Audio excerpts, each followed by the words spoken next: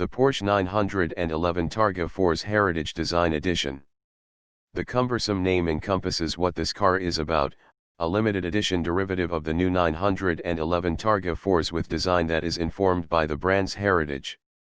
In this case, it's the 1950s and early 1960s. Porsche's design department clearly had fun with this model, reaching deep into the brand's endless reservoir of badges and colors, frills, and furbelows.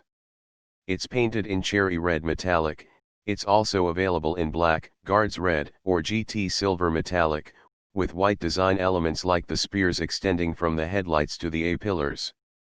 The Porsche stripes on the doors and large circles with individually selected start numbers stick out at first glance, as does the silver Targa roll bar that is shared with other Targa models. Closer inspection reveals a plethora of further details, including the historical Porsche crest of 1963 fitted to the front trunk lid and the wheel hub covers.